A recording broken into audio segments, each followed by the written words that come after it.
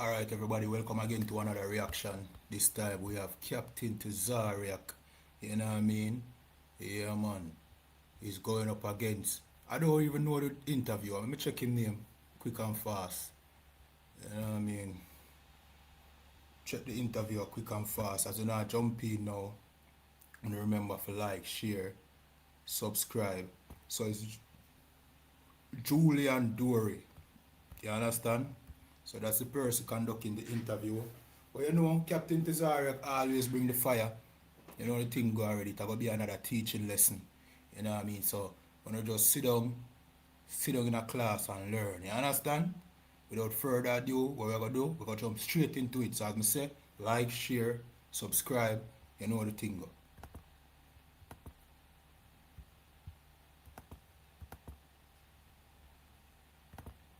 To Israelites in black and brown neighborhoods, and we teach them to stop being violent against each other.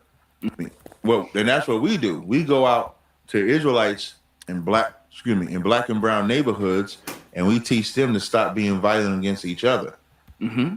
So that's what that is. That's not talking about another nation doing something to us. Christ never talked to other nations. He never talked to other nations. Except that one white woman, he called her dog a female dog. You know what a female dog is? Yes. Oh, you can say that. Yes. So he called the white woman a... Jesus called a white woman a... Yeah, he said it's not good. He said it's not good to take the children's bread and cast it to the dogs. Oh, Jesus. That's what he said. He called a baddie. Jesus was a gangster. You know, he beat... Excuse me, he beat...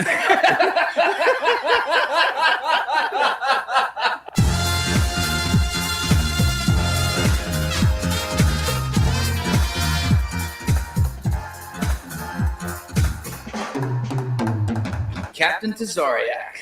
Yes, indeed. Welcome to the show. You know, you one of the rare guys that say my name right. They usually say Tazaryach. There's no E in my name. It's just Tazaryach. You actually said it correct. Wow, I practiced it in the mirror like 100 times, so I'm glad I got it right. I appreciate it, man. I'm glad you got it. All right, so we're gonna have a fun convo today.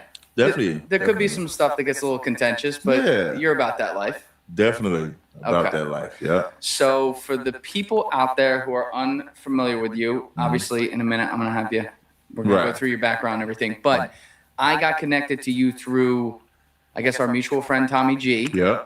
And so Tommy had done a documentary back when he was here filming with me.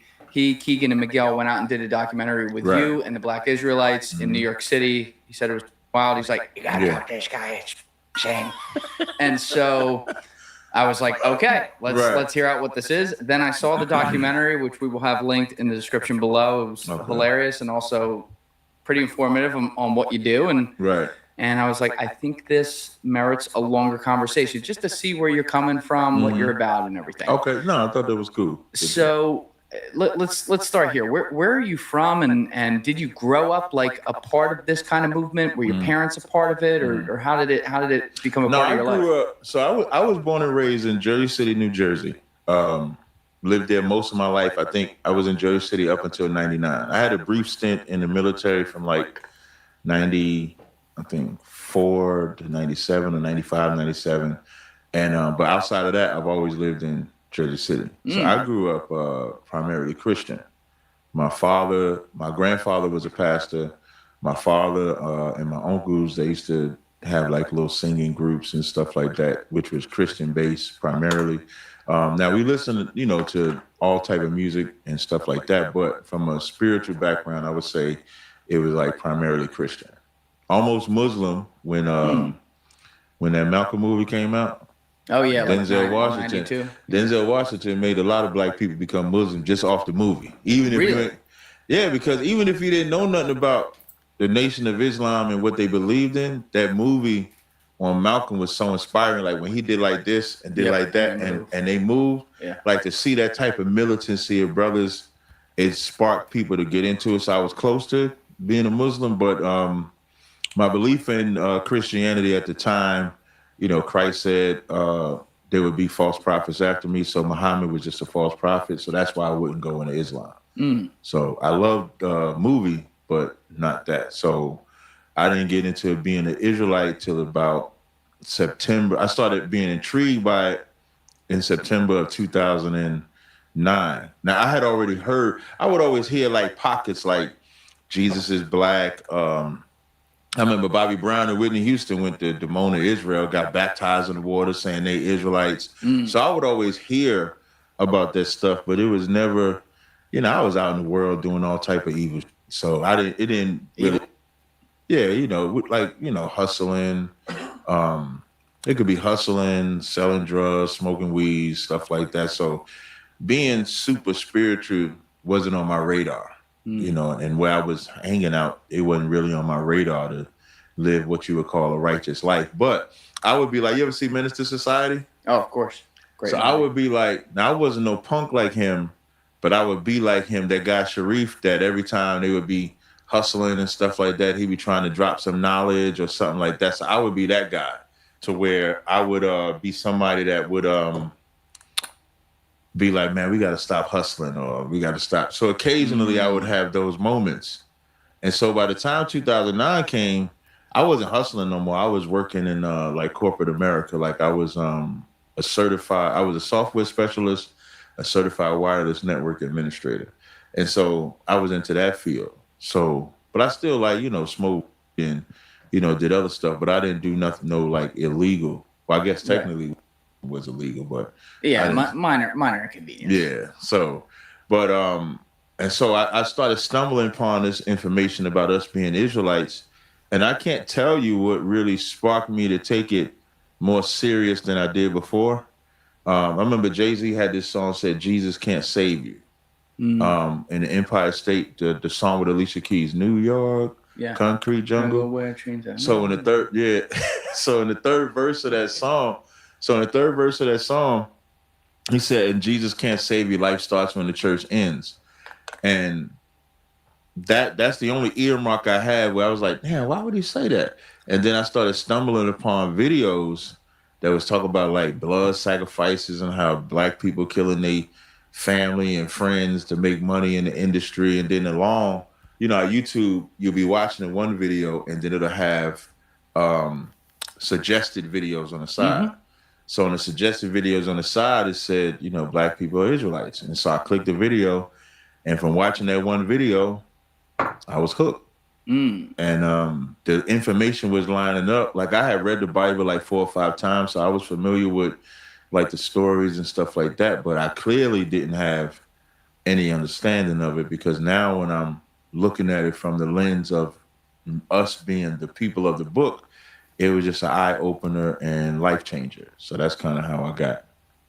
What about it though, like struck you? Because obviously it hit something deep inside you, some form of like even finding your identity or things like that. Like what about? Do you remember like the specifics of that video that drew it? Well, it wasn't so much. Okay, so the video, of course, drew me in, but when it's saying that we're the people of God, like I always believed in Christ. I always believed in God. Even when I was out in the world, and most black people are like that. Most black people, they'll walk around with the little cross and stuff like that, and they'll say, "Oh, Jesus know my heart," and all that stuff. So we all have, like Romans 10:1 says, we have a zeal for God, but not according to knowledge. So now as I'm watching this video, now it's giving me the knowledge, and the identity part really was the kicker for me. Because if you ask 10 black people who they are, you're going to get 10 different answers. There's no uniformity. Even if you ask 10 white people what they are, the only thing that'll be uniform is they'll know their ethnicity. They'll know if they're Irish, if they're German, if they're Sicilian, if they're Italian, if they're Polish. You ask black people what they are, it's mainly what they believe in that identifies them. Whether it's Baptist, Muslim, Methodist, Christian, atheist. They're not going to give you, well, because they try to say we're Africans. They ain't going to say, well, I'm Chikunku from the Kakungu tribe or something like that. They're not going to say. Sorry to be laughing, but it's kind of funny. This shit is funny, man. I'm saying it. I don't like Africans, so I'm saying it to be funny. Oh, you don't like Africans? No, we don't like Africans. No. Wait, how does this work? How does this work? What happened there? So we're not African people. You can't be an Israelite and an African at the same time. All right, maybe we should define that now so people can understand. Yeah. Because my thought, just like when I first heard it and I hadn't seen anything about it, my thought was, okay, I assume this has of course, it's some sort of biblical interpretation, but it has something to do with the fact that you guys think that you originally emanated from there, which means like every other type of person that's ever existed too. If you emanate from somewhere, you spread out to other places over human history. It sounds like that's not the case. No, we don't. So biblically speaking, Africans, so Noah, when you follow the Bible, Noah had 3 sons, Ham, Shem, and Japheth. Right. Hamites is where Africans come from. Okay. So, and you can even in the Bible dictionary, the Zondervan Bible Dictionary will tell you Ham was the progenitor of the dark races, but not the Negro. It actually says that in there. That's a white Bible. So even y'all know that. It says that? Yeah. If you Google Zondervan Bible Dictionary, as a matter of fact, I think I have the Bible Dictionary on my phone. If I can get it, if I can pull it for you, I'll show you. And so in there, it'll tell you that we are not Africans. So the progenitor of Ham became the progenitor of like the Egyptians, the Libyans, the Canaanites, Ethiopians, etc. So when you look at the bloodline or the ethnic line, Abraham comes from Shem. Yeah. So he's totally separate from Ham. Got it. Just like Arabs. Arabs wouldn't be Ham either. Y'all, white people, y'all not Hamites either. We all come from a Shemitic bloodline. You know, well, they'll probably say this is controversial. I don't know how they look at it, but when we always talk about the origin of white people, even our concept is different than what most people think. How's your concept different? Because Jacob and Esau, Jacob became the progenitor of what you call blacks, Hispanics, and Native Indians today. Esau became the progenitor of white people. And so we share the same Isaac and Rebecca, mother and father. And me do. Yeah, in origin. Interesting. Mm-hmm. But God said, when God spoke to Rebecca in Genesis 25 and 23, he said, 2 manner of people are in your wombs, because we was fighting in the womb. Oh, we were duking it out in there. Yeah, we was, because as we fighting and struggling in the womb, Rebecca goes to the Lord and said, why is this happening? And God told her, 2 nations are in thy womb, and 2 manner of people shall be separated from thy bowels. That's why, although Jacob and Esau was brothers, Esau's way of living and lifestyle was in total contrast to Jacob's way of living and lifestyle, which is what we are today. Black and white, we damn near can't separate from each other or join each other without conflict. The website you've got in your head. Interesting. Like y'all won't let us free. Why not? You gotta ask your people. You're not free right now? No, we ain't free. We in a halfway house. What do you mean you're in a halfway house? So you know, all like right, it's starting. Let's go. Yeah. So you know, like in the halfway house, you're not like in prison. So you're not like on 24-hour lockdown. So in the halfway house, you get to move around a little bit and stuff like that. Got freedom, but don't go too far. Right. That's black people in America. We're in the halfway house, because if you ever enslave a people and then you say that they're free, but then they still have to live where they were enslaved, how could they be free? I always use like the Jewish people, for example. They didn't leave them in Germany. They had to go find a land, which when you look up like design, am I limited to what I can say? No, you can say whatever you want. So like when you look at the origin of this movement, the Middle East wasn't the first location. Israel wasn't the first location, the state of Israel. They was looking in Africa. Yeah, they looked in Africa. They even looked as far as in South America for a land to put them so that they wouldn't be around their oppressor. So when it comes to black people, we have been forced to stay around our oppressor all this time. So that's why I say it's a halfway house. Well, then there were movements like Marcus Garvey, like 60 years later, was like, oh, we should go back to Africa or whatever. Right. But a lot of people didn't. So what does that say about the relative feelings of quote unquote oppression if a lot of black people who saw movements like this with powerful guys like Garvey rise up and still decide to stay here? Does that mean that it's because they feel like this is a better option than going back there? Well, in the I think it was like 1860 or 1865, there was a set of black people that actually went back to Africa because this is like around the time when slavery is abolished. even though they were still transporting Yeah. slaves for a time after that. And so you had black people that actually went back to Africa, like the Sierra Leone areas and stuff like that. And when they went back over there, because the Africans were still a part of exporting slaves, they just went to war with them.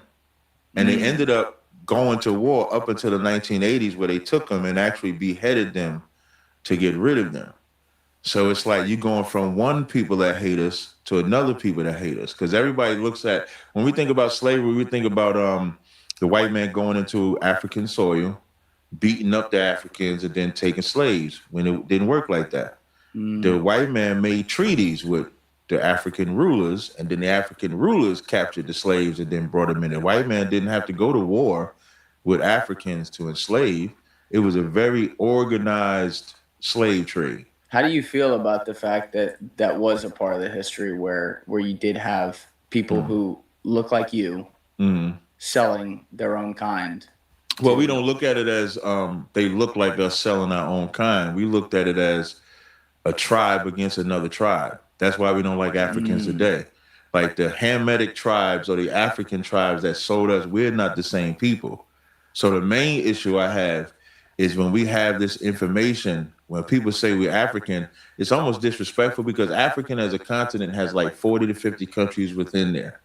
So when you say you're African, like, what does that mean? 'Cause Right. now you got to break down which country you're from. And once you get into a country, you got villages, you got subsidiaries that all exist within that continent. So to say African is crazy. And then when you say American, so now we two continents. But it's also, if we're going to play that game, and I actually agree with that point, it's also kind of crazy when we just say like white though too, because white can mean you be a waspy Anglo-Saxon from England, or you could be like, Or you they could be consider Italian Greeks or white. Irish, right? Exactly. I agree. I'm Italian-Irish, right? Right. The Irish is more, like what you would think is like white, and then the Italian is usually darker skin or whatever, which apparently I missed out on. But you know what I mean? Like it's always a little different, but we put it all in one bucket. I agree with that. So like these colloquial terms, this is what y'all created: black, white, Spanish, Mexican. That's not what they were originally called. Those are what y'all made up. So when we say white, sometimes you might hear us even say so-called white, because we would call So-called white. Yeah, so we would call y'all Edomites or Esau, just like we would say so-called black. So now, depending if we're just having a general conversation, we will use those modern terms of white, black, etc. But most of the time, or a lot of times, you hear us say the so-called white man did this, the so-called black man is this. So we usually or so-called African is that, because it's what they call today. But like you said, white could be Irish white, it could be Russian white, it could be German white, it could be Jewish white, because Jewish is white people too to us. We don't separate Jewish people from white people. You don't. Why not? Because you're the same tribe. We're part of the same tribe? Yeah, Jewish people, they just the chief of all white people. White people usually get mad when I say What do you that. mean they're the chief of all white people? If white people had a hierarchy, Jewish people are the creme de la creme of. Why? Look at them. Look how they rule. They run everything. Around the world, you're saying? Everywhere. But there's a lot of people who aren't Jewish who run everything, though, too. I didn't say that they run everything, but that's what I'm saying in the hierarchy. At the top would be Jewish people, then you might have some Russians and Germans, Italians. But what about, like, you look at, like, successful ethnic groups and stuff. Like, for example, the Nigerians. They're, like, the smartest people I've ever met in my life. They're all, like... scamming as people. Well, there's a side of that, right?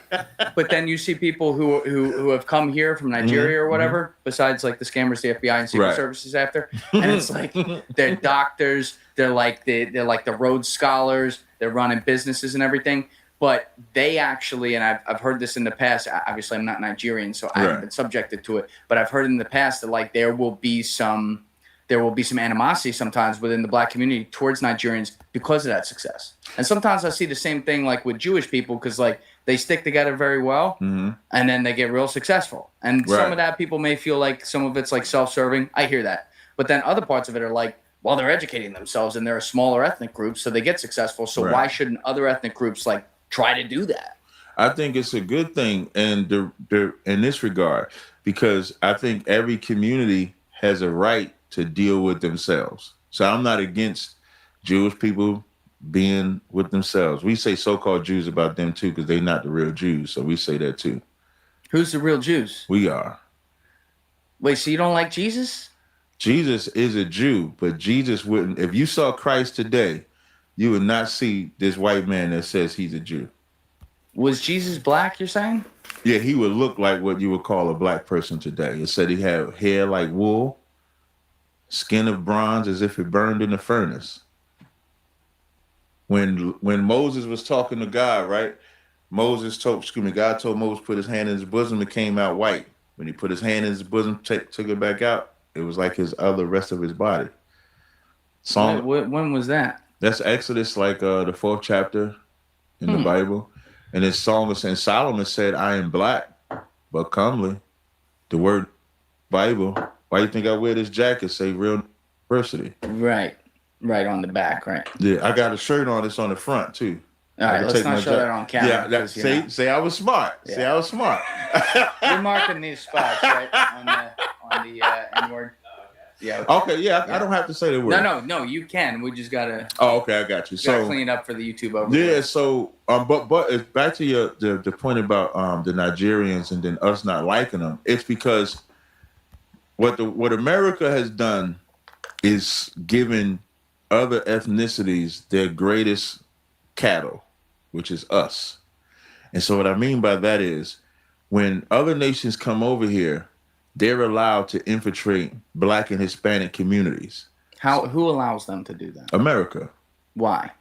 Because I'm gonna tell you. So when you go back to, you said that when the Jewish community is small and if they stick to themselves, what's wrong with that?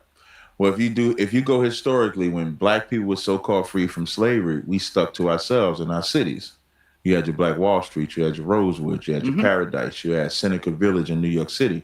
And as we was doing those things, we began to flourish and really show America that we didn't need their dependency as much as they thought we would need their dependency. We was able to establish banks, hospitals, colleges, educational systems, institutions. We was able to do all those things. And so that's where two things happen at once, where they start burning down our cities, like they burned down Black Wall Street out of jealousy. What years are we in? This is 1921. Okay. 1921. Who burned it down? You people did. You know, there's never. Not my people. Hey, hold on a minute. I don't claim them. Okay. Do you claim O.J. Simpson? Yeah, I claim O.J. Simpson. What do you mean you claim O.J. Simpson? Why not? O.J. Simpson was found not guilty by your system. Oh boy. Was he not? Listen, he was. Do you claim Trump? No, I don't claim it. I don't claim anyone that I don't fully that's not my family or people I personally know. You know what I mean? Okay. Or Yeah. So when I'm saying claim him, I'm not saying I stand with everything OJ did. That's good. But the reason why you don't want me to claim him is because you believe he unalived a white woman. But the court of law says Probably. Right. But the court of law says he didn't. Meanwhile, Donald Trump was found guilty. Donald Trump was found guilty of 34 felonies. They were kind of bullshit charges, though, whether you like them or not. Okay, but see how you making an excuse for the white guy who was found guilty, but OJ who was found innocent, you don't want him to be with me. But hold on a minute. That's a few hush money payments. This is hacking up a body. I'm just talking about guilty and innocent. Okay. He was. Let's just think about it. When has a black man in America been found not guilty of unaliving a white woman? I could probably find some examples, but your point is taken. It is certainly this seems to be a bit of a stacked deck there. Yes, listen, I was in the military. I was in basic training in Fort Knox. What made you want to join the military, by the way? I thought that it would be a way to escape drug dealing.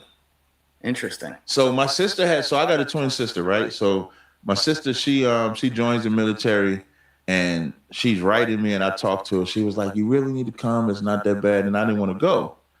But I was hustling. And so one day I'm on a corner and we hustling and the D's came and they searched and they found a stash of dope. And they was like, "If we don't find this dope on none of y'all all going to jail." And unfortunately, or fortunately, depending on what your lens is, they found the dope on two people. They locked them up. And I said I didn't want to go to jail for somebody else's drugs. And so I went and joined the military and then found out they selling more drugs in the military than they are on my block, right on the barracks. I mean, when I get to my permanent, I get to my permanent duty station, Fort Hood, Texas. My barracks was Texas. Yeah. They were doing this in Texas. In Texas. My barracks was on the 3rd floor. On the 2nd floor, you can get the same dope, weed, heroin, everything. White guy selling it right on the 2nd floor in the barracks. And I said, well, what did I join the military? I'm joining the military to escape, thinking I'm escaping drugs, and just to find out they're selling all the drugs there. So that's what made me join the military. But when I was in basic training in Fort Knox, when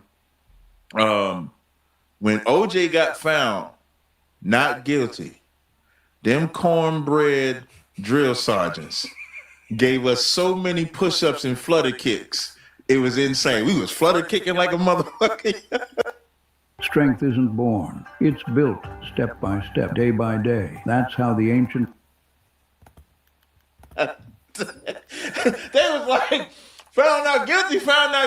And they must have seen us. They must have seen the black kids. They must have seen, like, damn, yeah, he got found not guilty.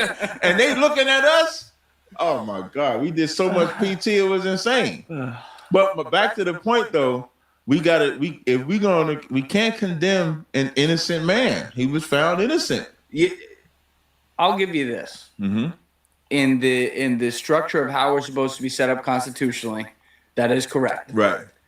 If the government, which in this case I'm happy to say this, if the government didn't do their job to the best ability to put the case to the test, where they were not able to, beyond a reasonable doubt to a jury, convict the guy, then yes, you are technically supposed to say that. I just say that because that one was one where it was painfully obvious the prosecution was like preposterously bad.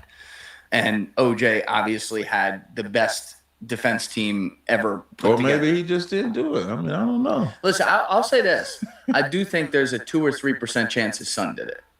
That's always been a hot take. Oh, yeah? But I think there's a not 0% chance his son did it. Well, because he dead fathers, now. Father and the son, Yeah. that's a different I kind mean, of he thing. dead now, so I mean, we can't do nothing. But we got a guilty man as president.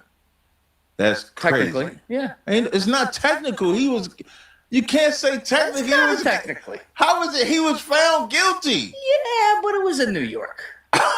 What does that mean? They don't like him there. You know what I mean? That don't count, man. Dude said that, listen, only in America can a criminal run. That's why he got the cabinet he got. Well, we're still seeing it come together. Right. He's the biggest criminal no matter what. He's a convicted. The president's a convicted felon. Only in America can you do that. That made me think of Don King right there. You know what, though? You ever seen in The Godfather and Godfather Part 2, in one of the early scenes, where Michael's sitting there and the senator's lecturing him? He's like, I don't like you with your silky suit and olive oil hair. You don't lay one finger on me, and I never want to hear from you again. He just like finishes his cigarette and he looks at him. He goes, Senator, we're both a part of the same hypocrisy. So that's how I look at it. Right. When you look at the presidents and you look at the senators, I'm not trying to overgeneralize here, but I'm going to generalize for a minute critically. There's a criminal element to all of them. I absolutely agree with that. And so when they bring the other ethnicities into black communities, they sell them us. We're the fuel that runs America. So they'll tell the Chinese people, put your store in our place. They'll tell the Arabs, put your store in our place. They tell the East Indian, put your store in our place. But our stores don't get a chance to flourish. Who was telling them this? America. Can I meet this guy? The American government does. The American government's telling them. Mhm. Okay. All right, so and it's partly, and that's so the other part I wanted to say was part of it was our fault too, because there's a lot of white what's the right? Yeah, there was this picture I saw where they had this picture of Superman. There was a white Superman as a black kid looking up to him. Mm-hmm. And so in some cases, mentally, black people suffer from a Stockholm syndrome where we consistently looking up to the white man's standards. So we look up to him, what he desires, what he loves. And so when we was having our cities at those times, some rich, uppity black people still wanted to be accepted by white people.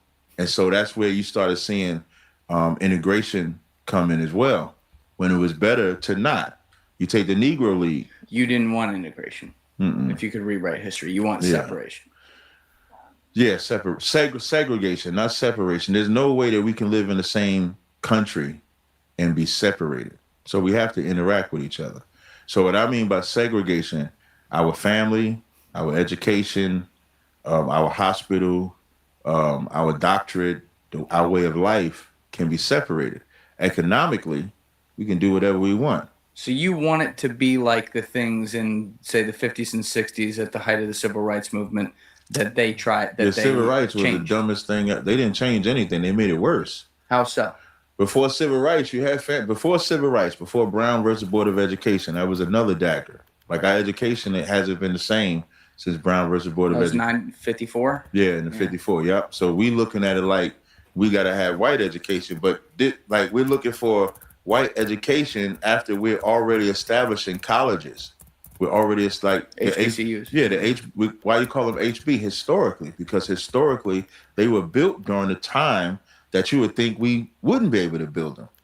So black people, I think, were susceptible to the league is another example. Baseball. Yep. The league was where Jackie Robinson, Satchel Paige, Josh Gibson, all of them is kicking ass. And now here's where I say the government or America, because when you think about a baseball team, right? Let's take, what's your favorite baseball team? Phillies. The Phillies? Okay. So when you go to a Phillies game, when you get hungry, you're going to patronize the vendors that sell hot dogs and burgers. When you want to get something to drink, you're going to patronize those vendors. When you want to buy the memorabilia or the jerseys, you're going to patronize those vendors. So that one baseball team provides a revenue source for other businesses that surround it. Right. So when we had you take the St. Louis Monarchs, they provide a source for other businesses to generate revenue as well. Now, when Jackie Robinson comes along and R.A. Dickey, who is the owner of the Dodgers, come along and say, well, we want to bring you in, Jackie Robinson think his agenda is just to show black, which is going to be white man, he can hit the black baseball, which is going to be white baseball, as good as the black baseball. R.A. Dickey's agenda was to destroy the Negro. And he did it. Is that what his agenda was? Like, how do you know that was his agenda? That's history. Now, I would recommend a book you can read called $40 Million Slave, where they go into the history of the Negro League and how it was destroyed. That's written by a black man. You might not trust it, though. Why would I not trust it? I read everything by everyone. So read $40 Million Slave. It'll show you R.A. Dickey said that he was going to use the civil rights and our desire to integrate to get rid of the league, because R.A. Dickey is looking at it from a competition perspective. Now, here's the difference. When the ABA and WNBA existed at the same time, excuse me, I didn't mean to say W. When the ABA and the NBA existed at the same time, when they merged allowing ABA teams to still exist. They didn't defunct the ABA. Right. That's right. But with the Negro League, they defunct it. They don't exist no more. Okay, so you think that there was, outside of the, I guess, honorable idea of like, oh, we're all going to play together, you think there was a business idea to it? It was a business idea to eradicate these black people's businesses. And black people fell for it too. So I don't absolve black people and make them innocent and like the white man just came. And that's why I said our desire to look up to whiteness really plagues us, when we should be proud of our blackness, meaning we should be proud enough to say, this is what we built in our community. The Cultural Council's mission is to nurture, promote, and support a healthy, diverse. So let's actually get to the core of this before we get to the actual Black Israelite belief system and all that, because people are going to want to have that laid out more and understand what that is. But like, you know, when you're a little kid and you're just seeing the world and you're big-eyed for the first time, like, holy shit, wow, look at all the stuff around me. You don't know the difference between people. You can physically see things like, oh, that guy looks different than that guy or whatever. But like, as an example, when I was, I think like 4 or 5, I think I was 4, I became really good friends with a kid at school. And I was telling my mom about him in the car, like after school one day. And she's like, which one is he? Because there's like 30 kids in there. And I'm like, oh, he's like really tan, like really tan. And my mom's like in her head, like putting two and two together, like, right. I got it. You know, Yeah, I know what you're and she talking was just about. like, you just keep thinking that. That's great. Right. You know, and so point being, like, we don't have this thing because it's been established that when it comes down to what we can all do from a human being mental standpoint, we're all the same. We just had, it's almost like we're the same Apple product coming in a different package sometimes. And for whatever reason, throughout human history, across every race, there's been this ugly history of like people saying, no, my race is better than yours. No, my race is better than yours. Like team politics, if you will. Right. And obviously we'll get into that today because it seems like you're continuing that trend. But like, do you? No, I'm not in the race. You're not continuing that trend. No. I'm not interested in a race being better than another race. Really? I'm only interested in our race being able to be left alone from being attacked by other races. We're more defense. We have this slogan like defenders of the faith. We don't go on offense against no other race to belittle them because they're white, Asian, African, etc. We are speaking in response to what has happened to us continuously. So if let's say if when they so-called freed the slaves, that they left us alone and didn't bother us, it would be a horrible event in history, but they would have made amends, for whatever crimes that they did, and then we're just living in a country where we have to own up to our own responsibilities, which we still have to own up to our own responsibilities.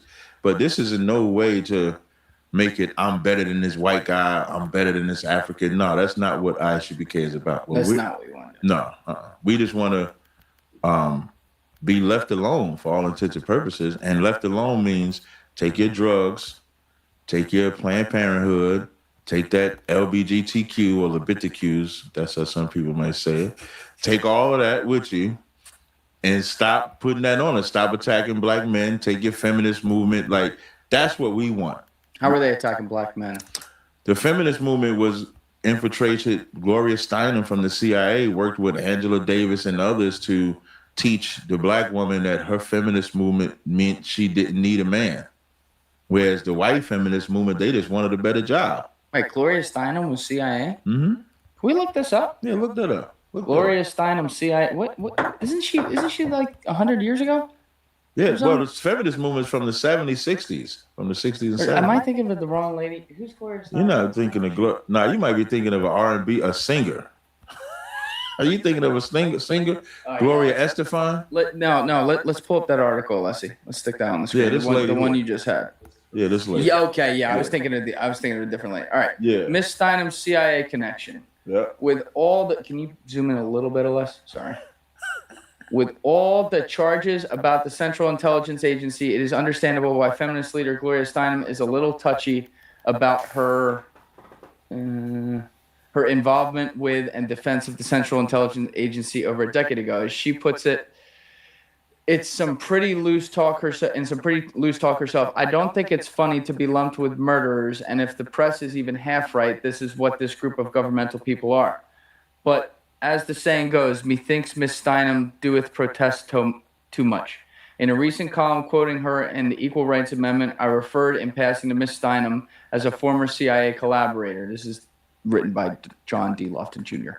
Angered by this, Ms. Steinem called me, denied any relationship with the CIA, and very nicely threatened me with a lawsuit if I did not, how very CIA of her, if I did not delete the illusion. Mm-hmm. Since she came on pretty strong and had caught me downtown away from and backup source material, I complied and eliminated the reference. Interesting. Okay. Yeah, so... Right, so you think that there could have been some governmental related infiltration that then... It's always been. Yeah, I mean, they do infiltrate a lot. Yeah, we call it, I think it was like COINTELPRO when they would take... Yeah.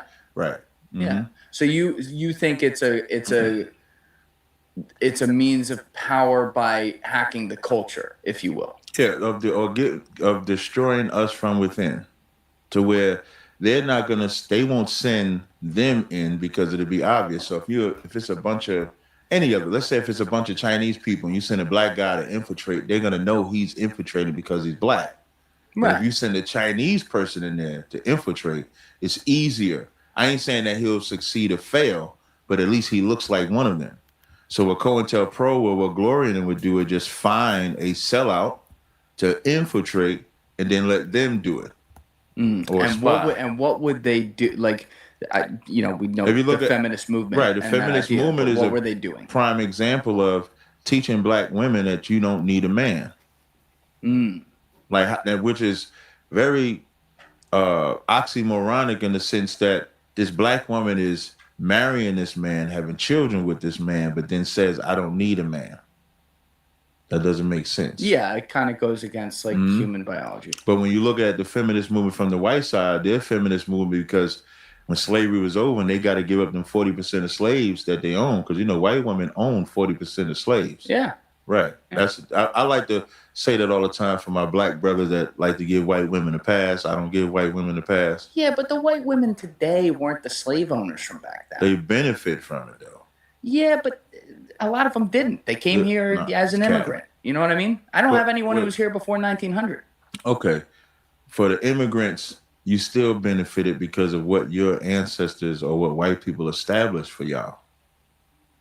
Yeah, but like, Even how am Irish I ancestor with like George Washington when my family? I'm not saying every white person. I'm not saying you're an ancestor from all of them, but what white America established was for white Americans, whether they come in as immigrants or not, because black immigrants can't come over here. Like a Haitian can't come over here. They put Haitians. They're eating the dogs. I don't even know if that's true or not. I don't believe that that's true or not. I don't think that's true or not. But funny, it's good. It is funny and it's good propaganda. But I remember when the Haitians came over there, they put them under a damn bridge. They put them under a bridge? Yeah, when they came over here, I think this was like 2021 maybe. And they came over here and nobody would feed them. They came over here because they was escaping the punishments of what white people was doing to them in Haiti. I mean, y'all are horrible race of people. What were the white people? Listen, don't look at me. But what were the white people doing to them in Haiti? I thought Haiti was run by black people. No, see, and that'd be the thing. Like, especially America. America has their hands in pretty much every race of people, including like Haiti. So they kind of control the politics and stuff like that over there. Just like they control politics in Puerto Rico, control politics. Only place maybe is Cuba. Cuba the only one they say F y'all. So they ain't. Cuba's out there. Yeah, Cuba's out there. So when it comes to those type of politics, they will infiltrate and to eradicate or destroy us from within. And they're good at it. I won't even deny. Like, y'all are extremely good at that COINTELPRO, except my organization. My organization is impenetrable from that. It's impenetrable. Yeah. Keegan couldn't get in there. Now, Keegan came in, but Keegan, when I'm saying infiltrate, like we welcomed him in. That's different. We searched the shit out of him, too. He might have been a communist spy, dude. Yeah. You never know. Listen, he recorded everything. Yeah, he did. That's right. I tell him to put it all out. Don't hide nothing, Keegan. Put all of that out there. He's like, so I sent the whitest guy I know. That's what he said. I said the whitest guy I know. We treated him good. He came to a cookout. We fed him. We did everything, man. For people out there, I'm talking about Tommy G's producer. Yeah, Tommy G. And he's a good kid. He's a good kid. Right, that's what we were saying. We're like, we think you're going to be safe in the future. We think you'll be an exception. They won't enslave you. It's fine. We probably he just may not be treated as harsh as somebody else. That's all. We'll get there. Yeah, we'll get to that part. Okay. So that's continue. So that's what we mean. So our main goal is to just be able to resurrect Black and Hispanic people from being beaten down into powder. When you look in the Black and Hispanic communities, we are destroyed. And so as we go into correct the mistakes, we still have to battle or speak about the drugs that are allowed to flow into the community. And then the people in the community that accept those drugs. So the more we can get to stop doing that. So we have to speak out against y'all. Or America. I'll say America, so it's not a y'all. Why do you lump in Hispanics? Because biblically speaking, Hispanics are part of the 12 tribes of Israel. Really? Mm-hmm. How? So Jacob had 12 sons. Judah, Benjamin, Levi, Simeon, Naphtali, Gad, Issachar, Manasseh. I probably missed somebody. Ephraim. So if I missed the tribe, I apologize. And so prophetically, the northern kingdom came over here first, to America's first. You can see that in 2nd Ezra's 14th chapter. They did a movie when Columbus they did a movie on Columbus, and they was like, they used the book of Second Ezra to know that there was a land over here already. And so you can find in history like good books called Lost Tribes in Promised Land is an excellent book where, and this is written before we existed, where they started observing the Seminole Indians, the Taino Indians, the Mexican Indians, and they seeing them speak Hebrew, seeing them give the Hebrew credo. They knew that they was from the tribe of Reuben and the tribe of Joseph. This is all information that anybody can look up and can find. So for us, that's when they say like we're a hate group, when they use the term hate group, and they make us like a black supremacist group.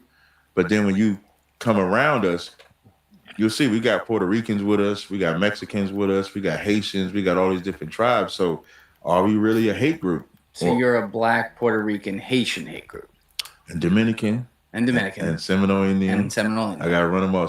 North, Central, and South American and black hate group. All right, what about Alessi? He's what? He's Norwegian, Cuban, Chinese. What's his daddy? What's your dad? Norwegian. Where's Norwegian at? That's in Europe, right? Yeah, that's in Europe. Oh, yeah, he's white. But he's white. Yeah. Well, my mom's Cuban. So She's Cuban, Chinese. Right. So so your mom is Cuban, but you go by the seed of your father. So it's not the seed. Like Bob Marley, that's a white guy to us. No, he's one of my favorite black guys. He's not black, though. He's very black. Come on. Pull up Bob Marley's father. I want to love you and treat you right. Pull up. Google Bob Marley's father. I know his dad was white, but Now, pull up. Do you see that picture right there? yeah, it's a white guy. Look, that one. Put the one. No, the one where we got both of them. That one right there. Now, when you look at that picture, Bob Marley looks just like his white father in blackface. No, but he's got dreads and stuff. No, in blackface. See? Yeah, in blackface. So he's like, black. Look. Shut up, man. Look at you see the nose, you see the mouth. The only thing Bob got is skin tone and hair texture, but he looks just like his father. So for us, we don't deal with complexion. So if your father is white, then you're white. If your father is Haitian, then you're Haitian. If your father's black, then you're black. So I could be Like Mariah Carey's black. Yeah. Because she got a black father. Because her mom's white. But her mom is white, her father's black. So you so do she claim looks her. Like, yeah, we claim Mariah Carey. All right, you claim her. Yeah. But like you could have the whitest, palest looking Puerto Rican out there and then like Bob Marley and you'd be like, get away. Yes. Do you not see how that's like a little bit of cognitive dissonance? No, because what we're erasing actually is erasing. What did I say? I'm just repeating what you said. Yeah, we're erasing. We're erasing the colorism that America created. America created a colorism of light skin, dark skin, to where when like they would call the light skinned black person, they say, "Oh yeah, you was the house." They would call the dark skinned person to say, "You was the field." And so now that colorism makes it seem like if you're light skinned, then that means you had to have somebody white in your line. When that don't even make sense, because you can go into Africa, into Aboriginal. Like there's a people in the Aborigines that have blonde hair and blue eyes, brown skin, and have never been interacted with white people. Because black people have the gift of making many different shades of brown. So you could be extremely light brown or extremely dark brown. It has nothing to do with mixing with white people. Doesn't? Mm-mm. No. So we don't suffer from colorism. We don't look at a black person and then make them black or white based on their skin tone. So if a person comes up to us and they want to learn, the first thing we say is, what's your ethnicity? If they say African, they can't come in there either. If they say Arab, Kamala Harris, they was parading her like she black. That is not a black woman. That's technically it's a white woman, but at best, how's she white? She's Indian her black. great grandfather is white, I believe. Yeah, on her father's I'm side. about to give you a DNA test. We're gonna find some shit out. We're gonna find some shit out. But DNA, so even DNA tests, right? That's a joke in the sense that How's it a joke? because it was never, live DNA you can test with accuracy. So if you have a kid, that's live DNA. Or like, let's say if someone unalives somebody and they take a swab, you can test that because it's live DNA. So once you going back like 7, 8, 9 generations, it's really just a guess because you don't have no live DNA to test it with. You're just guessing that based on this live DNA, it goes back to here to here to here. That's why if you go to 23andMe, African ancestry, and let's say another DNA test, When you get them back, you're gonna get 3 different answers. I remember watching this show. There was this these triplet white girls had the same mother and father, and when they went and got their DNA test for their ancestry, it came back with different information for all 3 of them, even though they're triplets with the same mother and father. Is there a video of their birth? I want to see the gardener, bro. I don't When I hear that, I want to see the gardener. Get more Povich in here. Boy, Maury made a killing off of that stuff there, man. So Yeah, he did. yes, he did. Yeah, so But we don't I see suffer what you're saying. So colorism. I don't know. I can't speak in an educated manner on how they conduct those tests or whatever, because frankly, I've never really looked into it. But I guess like what I'm getting at is Mariah Carey, black, Bob Marley voted off the island, but it's just because What's that guy? Lenny Kravitz, he's white. he's white too. He got a white father. Okay, but like, what if Lenny Alicia Kravitz? Keys, black. What if Lenny Kravitz has a kid with a black chick? Like Lauryn Hill's kids, them is white kids. With Zohan, those are white kids. Zohan. Bob Marley's son, Bob Marley's son, is his name Zohan? Ziggy. Ziggy, okay, Yeah, Ziggy. right, yeah. Yeah, those kids, them white kids. Was his white? Ziggy is white because his father's white. Ziggy Marley, Bob Marley's son. But was Bob Marley's wife or the woman? She was black. She was black. Or- So what or I'm West saying Indian. is his son is 75% black, and he's less black than Mariah When you Carey to look you. up, I remember, I think it's North Carolina University say Duke. So we go by the Bible, which says you are the seed of your father. But even science will tell you it's the sperm. Like, woman can't even have a child without a man. So whatever that sperm is, it's planting. Like black people have a term where we call a woman the earth. And so you plant your seed into the earth. The earth receives seed. So if you take an apple seed and plant it around a bunch of oranges, it's still going to be an apple. Same thing in reverse. Even if it happens over and over and over again, because I feel like all it takes is one domino in the lineage to fuck the whole thing up forever for somebody. So if we look at a lot of guys all the way back. From your look, yeah. So like you'll have, like Blake Griffin. Blake Griffin has a very dark-skinned Haitian father. He has a white mother. Yeah. And then Blake Griffin went and had children with a white woman too. So when you see Blake Griffin's son, you'll see him on the outside looking. If you saw Blake Griffin's son, you would say that's a white kid. But it's not to you. No, it wouldn't be to us. He's black. Yeah. So that kid is blacker than Ziggy Marley. Mm-hmm. The math ain't mathing on this one. Because probably what you're looking at when you say is blacker than Ziggy Marley, you're probably going to look at how they conduct themselves. Like Bob Marley did not take on his father's way of life. He took on his mother's way of life. I'm not looking at that at all. I'm literally just looking at it I'm just from- talking percentage of ethnicity right now. I'm not talking about how they act or what it is. Yeah, that's why we're not supposed to mix. The Bible says we're not supposed to Where does it interracially say mix. that? In Deuteronomy, the 7th chapter, it says, Deuteronomy pull it 7th up. chapter. Yeah. Don't want to mix. All right, so there's a question though. Yeah. Are you a Bible literalist?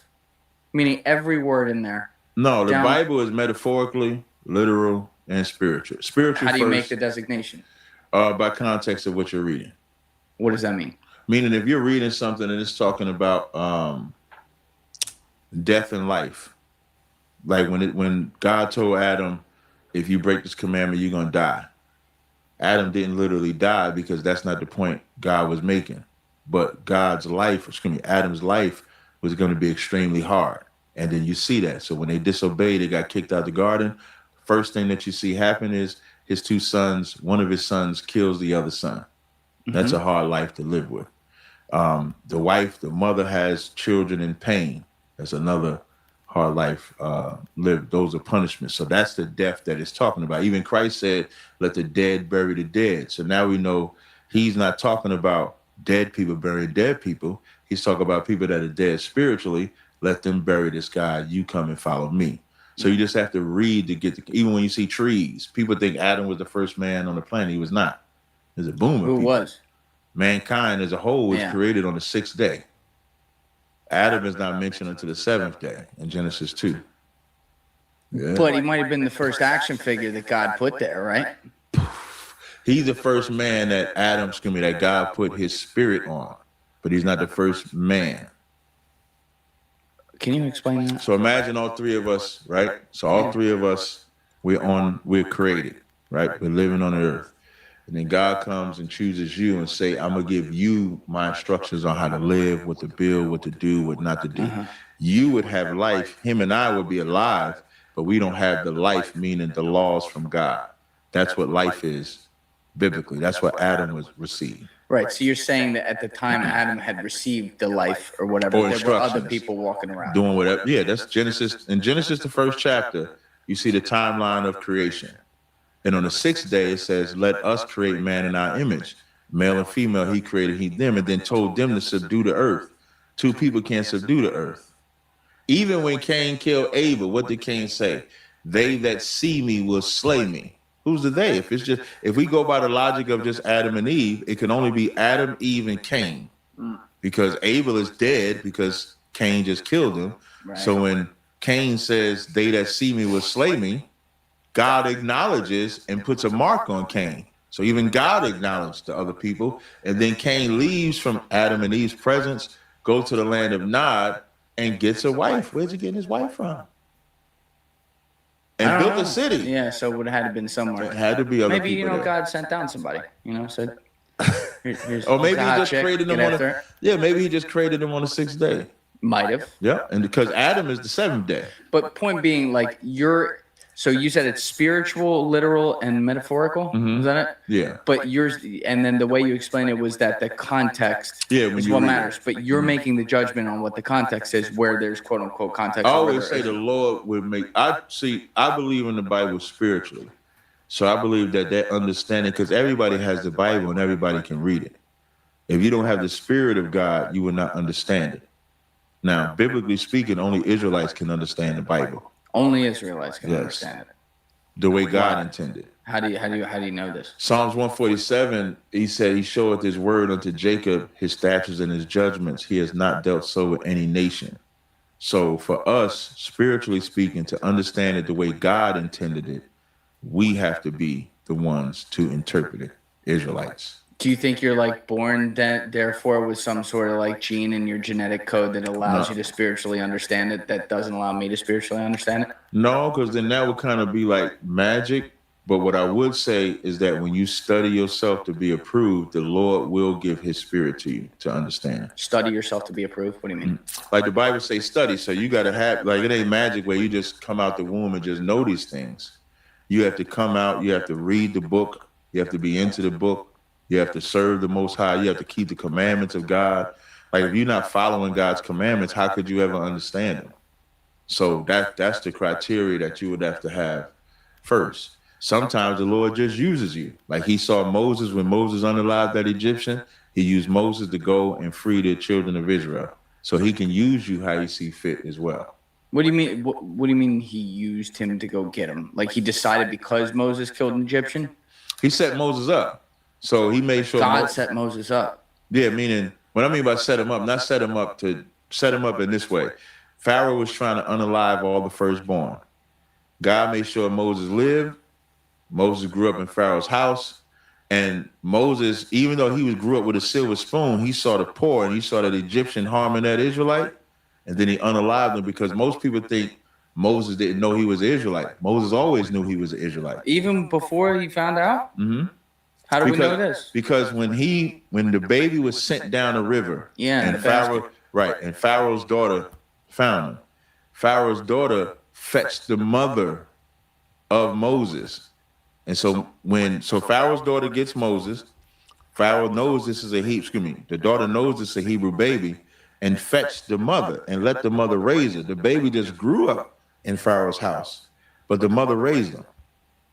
So he didn't grow up in secrecy. Yeah, but did the mother ever tell Moses like how would they know the mother? Remember, the scriptures say Pharaoh's daughter fetched for the mother, so they went and got the mother and his sister Miriam.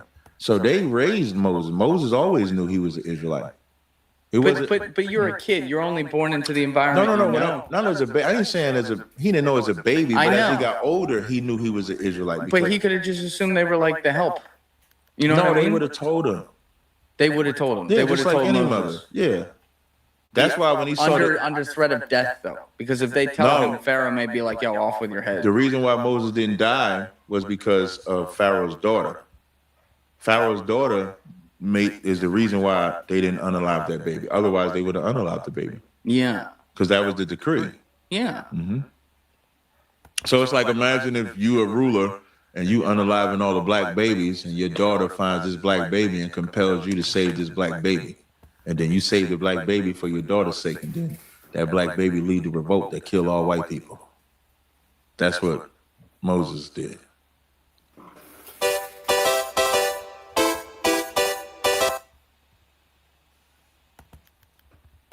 But he was captured later and told he was a Hebrew. That's the way I was No, that's movies. That's not in the Bible. It's not in the Bible. In the Bible, Unless he's a big Bible guy. Is this driving with what you know of the Bible? It's interesting. It's a different interpretation, but I can tell from the way you're talking. But you've obviously studied specific texts, right? I can tell you know them right away. And I think what you said there in the beginning is very appropriate. Where there's a lot of context when you read these, right? And I think the context is where we could go awry, and I think that's where there can be some confusion, because he's right. There's literally styles in the Bible. You know, the New Testament, a lot of it is Mark, Matthew, Luke, and John. It's like Jesus was here, Jesus did this is what happened. It's very much chronological. But then you have some verses, like he says, where it's like, and then he became the tree or whatever it may be. And it's like, all right, what is the context? What is the literary style? No, that is using a metaphor. So I see what he's saying. However, I will say I think there could be misinterpretation depending on the context. Okay. I'm going to read this if I could, so till we're clear up the Moses thing. This is Exodus 2, and I'm going to start at 7. And it says, then said his sister to Pharaoh's daughter, verse 6. And when she had opened and she saw the child, and behold, the babe wept, and she had compassion on him and said, this is one of the Hebrews' children. This is Pharaoh's daughter. Then it says, then said his sister to Pharaoh's daughter, shall I go and call thee a nurse of the Hebrew women, that she may nurse the child for thee? And Pharaoh's daughter said to her, go. And the maid went and called the child's mother. And Pharaoh's daughter said unto her, take this child away and nurse it for me, for I will give thee thy wages. And the woman took the child and nursed it. And the child grew, and she brought him unto Pharaoh's daughter, and he became her son. And she called his name Moses. And she said, because I drew him out of the water. And it came to pass in those days, when Moses was grown, that he went out unto his brethren and looked upon his burdens. The brethren are Israelites. So Moses always knew. No, but hold on. Let's look at it. My interpretation there could be like he's a member of the royal family in this way, like the Pharaoh's family, and so he came upon his brethren, and they're saying that as a hindsight 2020 statement, where it's like obviously they were his brethren, but he may not have known that. He may have been out there, cracking the whip like everyone else. Guys, if you're still watching this video and you haven't yet hit that subscribe button, please take 2 seconds and go hit it right now. Thank you. No, because it says, and further on it says, and looked on their burdens, and he spied an Egyptian smiting a Hebrew, one of his brethren. And he looked this way and that way, and when he saw there was no man, he slew the Egyptian and hid him in the sand. So he killed the Egyptian. So he's protecting somebody that he felt was being oppressed. He's protecting his brother, the Hebrews. But does he know that's his brother, or is he just a really nice guy? No, he knows that that's his brethren, because that's what we're reading here. Well, we know in the context of the person who's writing it, they know. This is Moses' scribe writing it. I know that, but I'm saying it's after the fact, right? So they know that, like, there's a thing, what the fuck was that term? Dramatic irony, like where the audience knows something that the people in the movie don't, right? So in this case, the audience knows, the writer knows that Moses is actually a Hebrew. So he's calling the Hebrew his brethren, but he's not necessarily saying that at this moment, 20-year-old Moses or whatever knew that the guy he just offended was literally his brethren. He may have looked at it and said, I don't like that Egyptian beating up on him, so fuck you, I'm going to beat him up, without knowing that he's literally protecting his own kind. So now, Moses is the founder of Genesis, Exodus, Leviticus, Numbers, Deuteronomy. So his scribes is writing down his records of him. So he would know above anything. So what we first see is that the daughter of Pharaoh went and got the mother of Moses, had the mother of Moses raise him up, had the mother of Moses stay with him. And so now, if the mother is raising him up, he's growing up knowing he's an Israelite. It wasn't hidden. Pharaoh is directly calling him a Hebrew. fetching the mother. So this wasn't like hidden to where she hid it. She did it openly. But then the Pharaoh, we don't know that the Pharaoh was calling him a Hebrew when he was 10 years old and could hear what he said and understood that. Yeah, because he's the one, if he grew up unbeknownst to himself, he would never have looked upon the Hebrews and looked at it as compassion, because he would have grew up just like an Egyptian.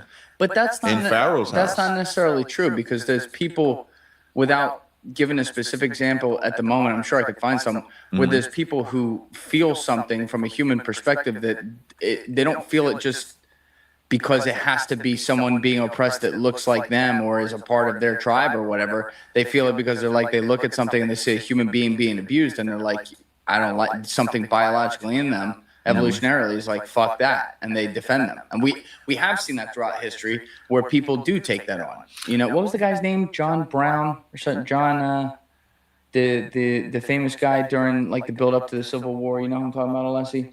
The white guy who had like the whole artillery. Yeah, and he got put to death for like defending all the black people. I mean, he wasn't black, but he was like, I don't like this oppression that's happening to them. So like in Hebrews 11, and then this is in the New Testament, it says, I'm just trying to, by faith, Moses, when he was come to years, refused to be called the son of Pharaoh's daughter because he knew that his mother was a Hebrew. He's just being called Pharaoh's daughter because he was brought in that house. And it says, choosing rather to suffer affliction with the people of God, than to enjoy the pleasures of sin for a season. So we can see Moses always knew who he was. It's not like, if it was a point where he was hiding who he was, we would just read it and I would just agree.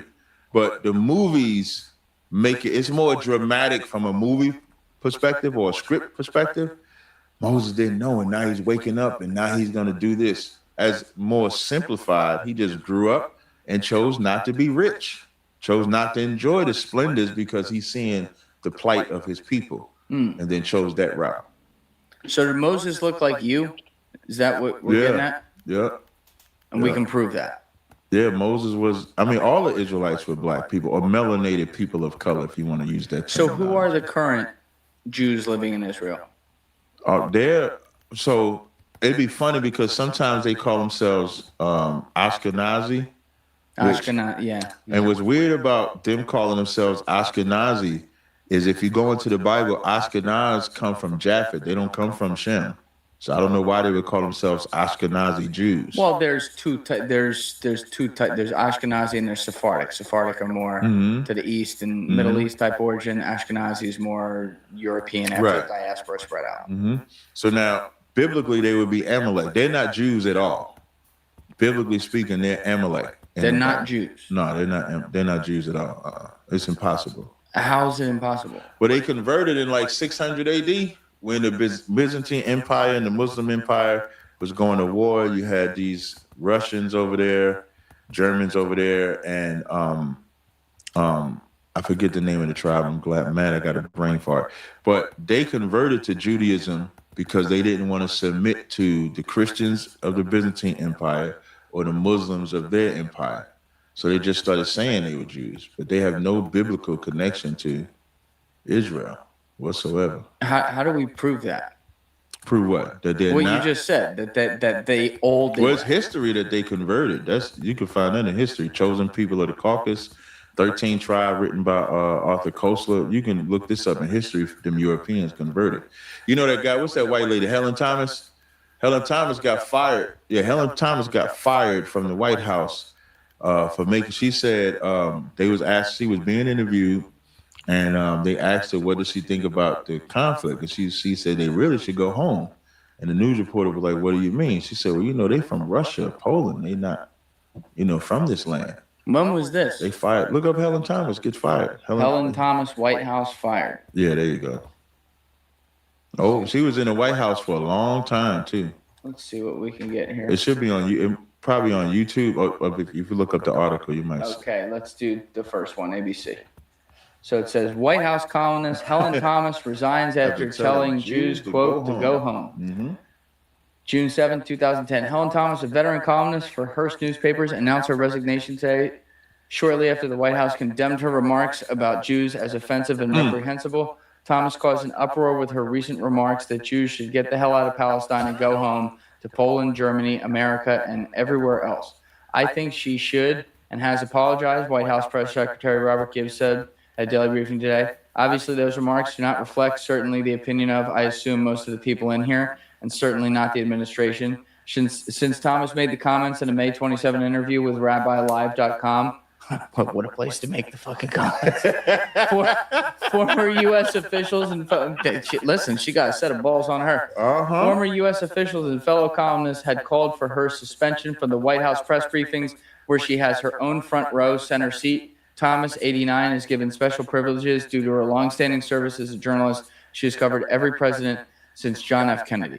All right, so she was kicked out from covering this because she doesn't think they're from Israel. But that's just like some old lady just that's why I was giving, you can look up Chosen People of the Caucus. You can look up 13 Tribe. And the most important part is to go from the Bible or the Torah, because they follow the Torah. So if you go by the Torah, there's things that are said about the children of Israel that the Jewish people don't match. Like Deuteronomy 28:68 is one of the scriptures we use where it talks about the transatlantic slave trade, when it says, "Ye shall be brought into Egypt again with ships."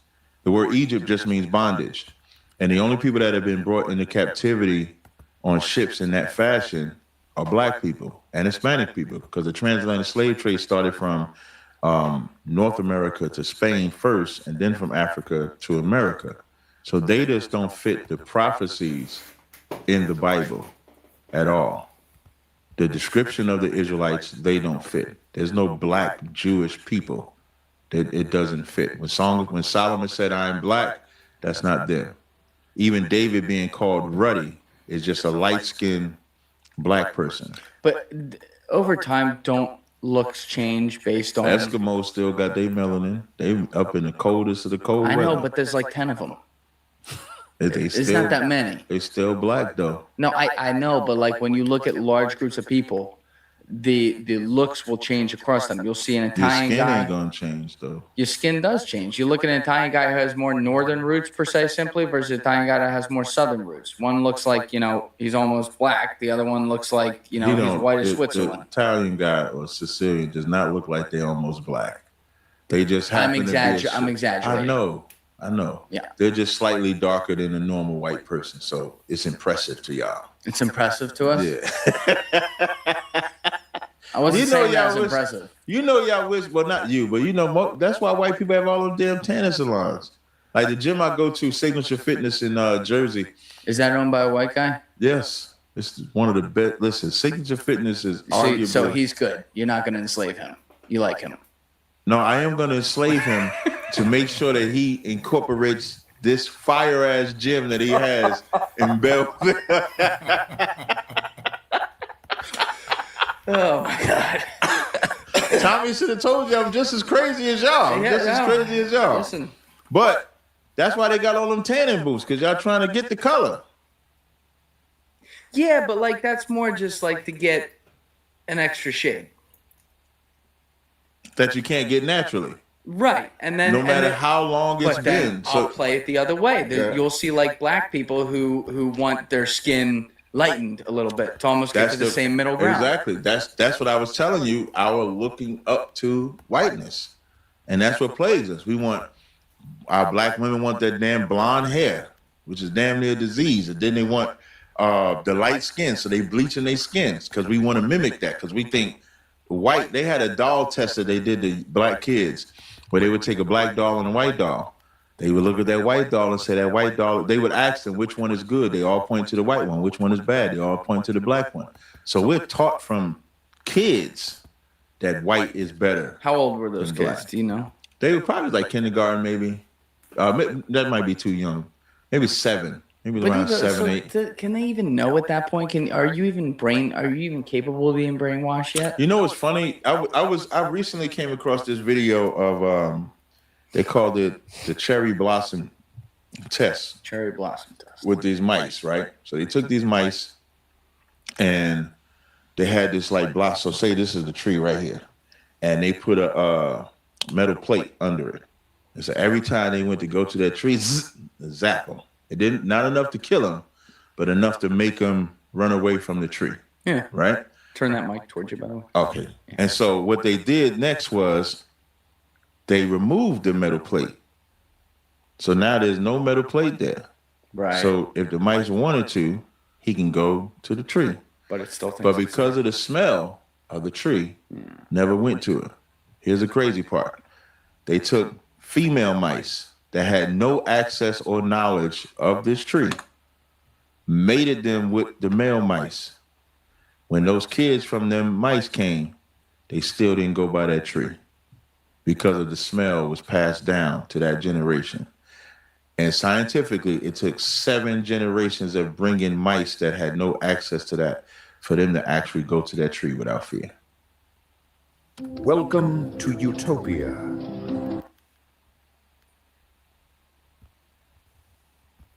When we say, can things be passed down? Think of now make this in a general statement. When a woman is pregnant, what affects her affects the child. So if she's being, whatever is transferred or she's being oppressed with is passed down to the child. Like if she drinks or smokes. Right. Yeah. So it also is trauma. It has that same effect. Whatever trauma is affected from that test, it was from the male, but whatever trauma is affected, passed down. They did tests like that, even slavery. They said slavery is in our DNA, that those things passed down from generation to generation. And they didn't discover it from slavery because they didn't care enough about us. They discovered it from tests from like the Holocaust. You know, the Holocaust was a horrific event where Germans was doing whatever they did to Jewish people.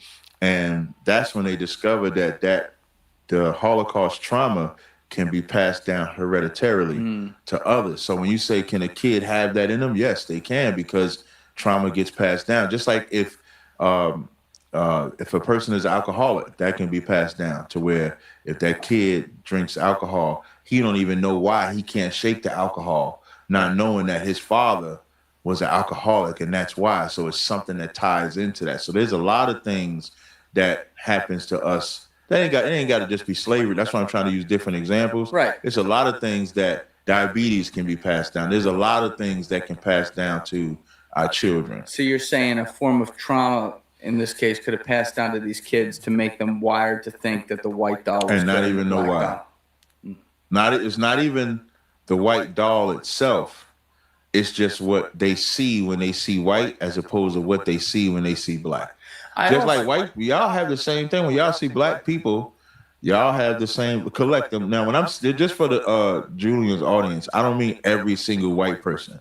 So it's all general. You might have the one good white guy. There's one of us? Out of the billion. Listen, Tommy, I like Tommy. Like, for example. Tommy's safe. Yeah, Tommy is safe. Now, I don't know how safe, though. I ain't letting Tommy all the way in, Tommy. I ain't letting you all the way in. Bro, when he dropped down and did push-ups. Yeah, listen, it's the craziest shit ever. He's like, yeah, master. I can keep doing this, master. Oh, my God. I was pissed. That was the craziest thing because I didn't expect him to do it, and he got down there and he doing the push. I said that is good. Keep going, Tommy. Keep going. So, but yeah, so you know when y'all do it's something like racism, especially in America. Racism drives America. It drives it. This presidential today that presidential race is the proof. Like when they say that we're racist, it's real weird to me because I don't really look at us as racist. The black Israelites. Yeah. And for the record, right, and you can keep saying it, and this just for your listening audience. We don't usually say black Israelites because then that means they could be a white Israelite, and ain't no such thing as a white Israelite. Oh, shit. We got you cornered now. Yeah, good. What? We got you cornered because you are called the black Israelites. So you're saying there's a chance. No, I'm saying there's not a chance. I'm saying we don't say that. Y'all say that, of course. So we hear that from like the media outlets. They'll say black Hebrew Israelites or black Israelites, but we don't say that. So now, when I say racism drives America, this presidential race was fueled by racism. Kamala Harris was not black until she ran for presidency. She was Asian. This is the first Asian. This is the first East Indian. So you're like they're cherry picking it. Right. They used, and this is what I meant when I was telling you earlier. You said who uses us, who comes in the community. America does. America galvanized black people into thinking that they should vote for this woman, not because she had a plan to help black people, but because she was black. She went on BET and said, "They not like us." Why? Because Kendrick Lamar just had a song called "They Not Like Us." And because she said they not like us, everybody said, "Wow, she's black." She said she put collard greens in the tub. I don't know no women that put collard greens in the tub to this day. She was a little cringe. Yeah, and then she did the worst thing that. All right, here what me I go do now, Zin, because the interview here is about 3 hours long. So we're gonna do a 3-part series on this, or 2. But in the meanwhile, this is what I'm gonna do. I'm gonna post the link in the chat. I'm gonna post an invitation link in the chat. I try something, see, where whoever wants to join and give them 2 cents, you know what I mean, can just come in, you know what I mean. Be cautious though, you know what I mean. If you come in with no foolishness, we're gonna kick you out. You understand? So I'm gonna drop the link right now. We're gonna do like half an hour worth of who want come in. I'm gonna let them on screen, you know what I mean, and then here on the tape. No. This is the subject where we are going to address. The subject is Captain Tazaryach is saying that the Jewish man is not the real Jew. You understand? No, that is where we stand. He's not the real Jews. Blacks, Hispanics, and Native Indians are the real Israel. You understand? So now we're going to throw in the link right now. If you disagree or you agree, click the link and come in. All right, so that's the link. You know what I mean? Click the link, forward in, and let's talk. If you're not scared. You understand? So I'm going to say half an hour that tomorrow, not tomorrow, but Monday, we are going let me pin the link. I'm going to pin it. 1 second. Pin it. 1 second.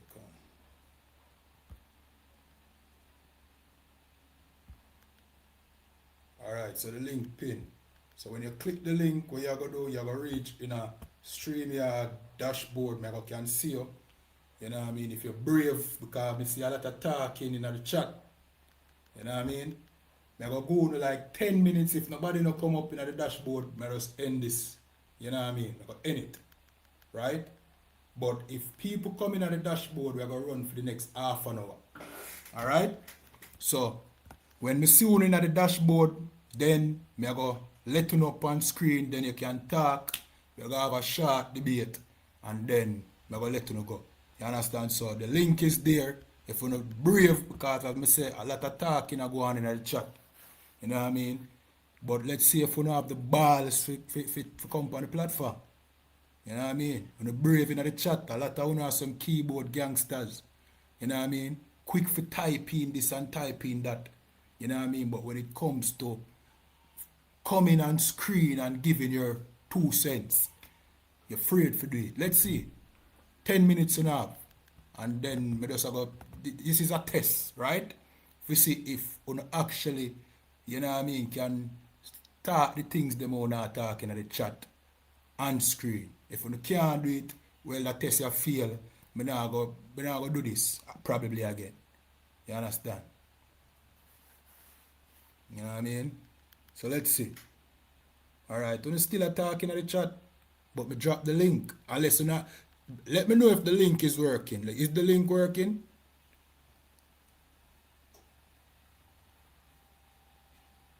Let me test the link.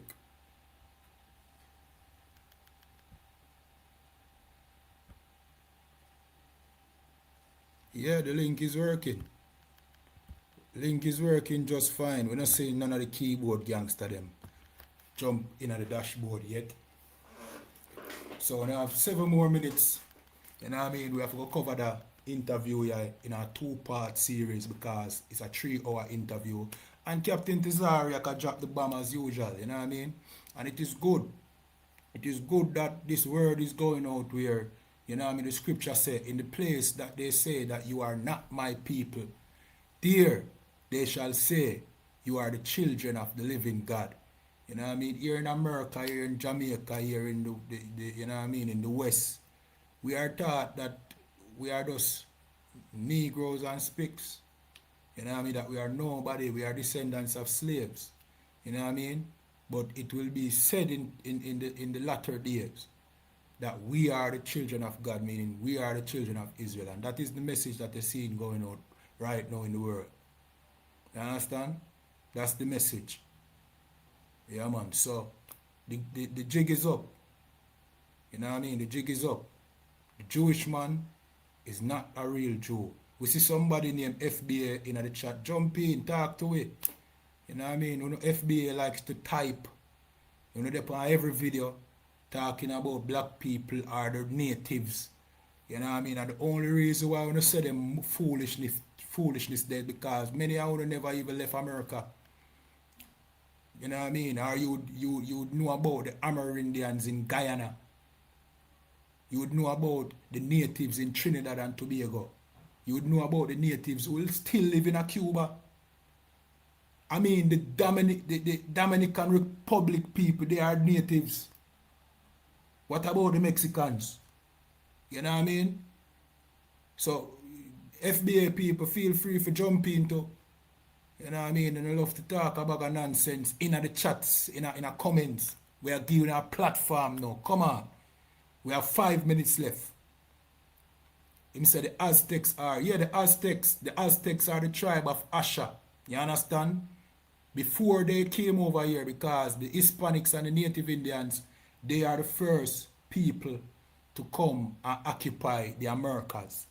But they did not come from the Americas, even though the Americas belong to them. You understand? They came from the Middle East, just like the same place where black people who got enslaved came from. That's where they came from. They were the other 10 tribes of Israel. You understand? They are God's chosen people too. We and them are the same race of people. You might seem hard to believe, but trust me, as we go deeper down this rabbit hole, you're going to see what we are saying is the absolute truth. And we black people are not Africans. You understand? Mexicans are not Asians. Mexicans are not Asians. Mexicans are not Haitians. Not at all. Black people are not native to the Americas. You can only make that nonsense claim if you have never left the land of America, the USA. If you lived in Colombia, you wouldn't be saying that. It's like a nigga that never left the hood. That's how FBA think. You never left the hood, nigga. That's why you think black people native to America. You never pay attention in history class and you never left the hood. Well, you never left America, so you don't know nothing about the Americas. You think the United States is the entire Americas.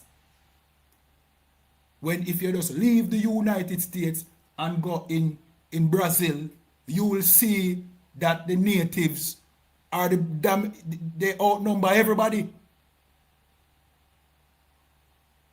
This idiot, then click the link, no man. Alright, you keep on a type. Click the link and come talk. Click the link and come talk. You're typing at the chat. Come on. Come on the screen. Come on the screen. Let's hear what you have to say. You know, really and truly, you really don't believe what you say. You heard something somewhere and it sounds nice to you, so you run with it. But you can't defend it. You understand? If you are a white supremacist in the chat and you feel like you want to spill your white supremacist madness, click the link. Everybody is afraid. A bunch of keyboard gangsters, man.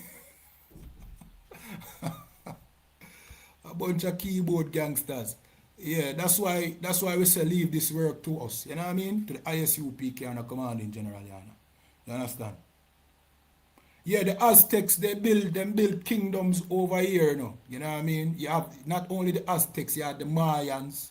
You know what I mean? But what I'm saying is, before they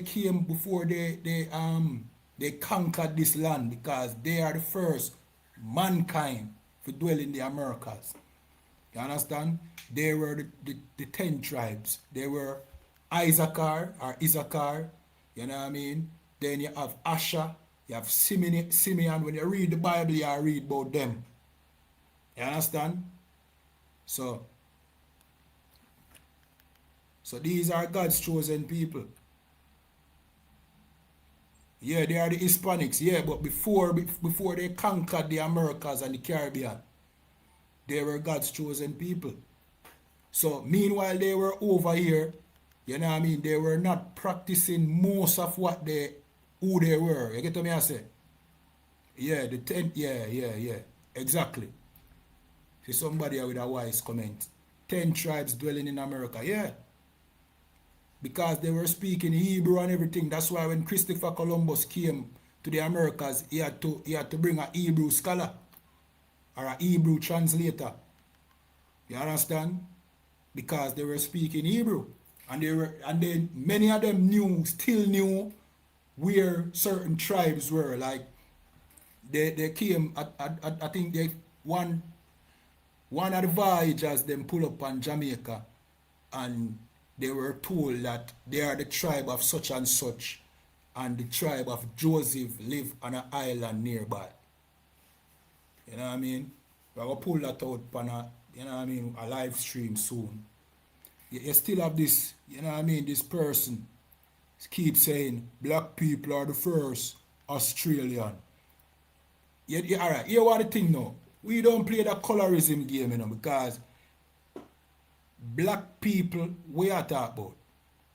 Because if you say FBA, according to FBA teaching, Australians wouldn't be black people, because the FBA say black Americans are the natives.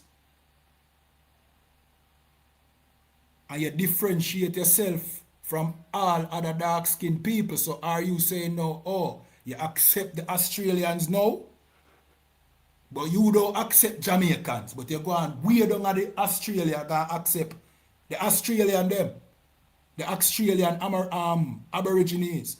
We are not no blasted Aborigines. You ever see the Aborigines, them look like monkey, brother. You tap the foolish this year, man. You see black people look like them. Where whoosh pa you find black people look like monkey. The Aborigines them look like living. Brethren, stop the foolishness them are you. But as me say, because you never left America before, you don't even have a passport. Zane, you don't even have a passport. So, you can't, alright, hear me tell me now. Him going to tell me, say, the Caribbean, hold on, this I'm coming. Blacks are the first Caribbean. Nigga, I am a Jamaican, and we never come from Yasso. We know for a fact that I know Yasso we come from. See, we see the slave ports, them. We still have the slave prisons in Spanish Town. The Kingston Wharf was a slave wharf. We have all of the old structure, them, many of them in the bushes. We still have the shackles. We have all of the things them still here. That's why I tell you, say, it's only when you're in America you can tell black people them lie there. If you go to Trinidad, you see the cannons where the Spanish them used to rule and used to these places where them used to hold us. You have ships at the bottom of the sea, the slave ships. You have all the evidence in the islands. But in America, where technology overpower everything and everything is excavated and buried, you can fool black people in thinking that they weren't brought there. The further away you get from the event of slavery is the more you're able to trick black people say slavery never happened. And when you check it, Donald Trump said that is what he wants to do. He wants to stop slavery from being taught in school. And right after that, the FBA movement just pop up. Virgin, you know, COINTELPRO, my youth. You know, FBI, brother. You can't come to Jamaica and tell Jamaican people, say, But here where you must say no, blacks are the first Haitian. But the FBA movement don't like Haitians. When you're talking about the FBA movement say them only a deal with black Americans. Them reject Haitians. Them don't acknowledge Haitians, them don't acknowledge Jamaicans. So what you are talking about now? You sound like a confused FBA. And this is where you know that a movement don't make no sense. When on one hand, you don't accept a group of people and on the other hand, you try to use them to justify your reasoning. Brethren, go to Haiti and the Haitians, them will tell you that they were brought there as slaves. We know this as facts. You live in America and you are just a small group of black Americans, because the majority of black Americans know say they were brought to America on slave ships. But there's a small group of black Americans now, which, as I said, this movement started must the FBI, because this is Donald Trump's agenda, so that he can stop teach that slavery happening in school, so that now they don't have to hold themselves accountable anymore for the atrocities that them commit against black people. You understand? That's the whole, you know what I mean? That's the whole purpose of Donald Trump not wanting to teach slavery anymore in high school. What them call it again? Them have a name field, and the FBA movement fall just in line with it, and that to me is no coincidence. You know what I mean? It is no coincidence. Yeah, we don't see nobody press the link because I'm afraid. Even the FBA dummy, you know what I mean? Him rather talk to me in the chat. You know why brother talk to me in the chat? Because him can't defend that shit. You understand? So the 10 minutes up. So what are going to do? We're going to close off. We don't see nobody brave enough. Yeah, so my chat is a bunch of pussies. You know what I mean? Yeah, we'll find better chat. You know what I mean? My chat is a bunch of punks. You know what I mean? Yeah. Him don't make no sense. Him don't make one damn sense. And when you listen to the FBA, them burn out, them lick out against Haitians and Jamaicans and Puerto Ricans. Them not like none of them brothers. But now you want to come use, you know what I mean, black Jamaican and Caribbean people as a scapegoat for justify FBA. You move from yourself. I want to alone feel like say slavery never happened. We know for a fact say slavery happened. What you think me there? Jamaica me there, you know? This is Jamaica, you know? We can walk with the computer, go up the road and ask anybody, how black people come to Jamaica? They going to say, slavery. You can't tell black people that in Jamaica. You only can tell, you know what I mean, dumb Negroes, Uncle Tom Negroes in America that. And that is the minority of black people in America, because our Judite brothers, the black Americans, them are smart people. Only a few dumb, you know what I mean, just like you have Uncle Toms here in Jamaica too. Only a few believe that crap. Black people was the first Hawaiian. Black people was the first Haitian. Was black people the first white people?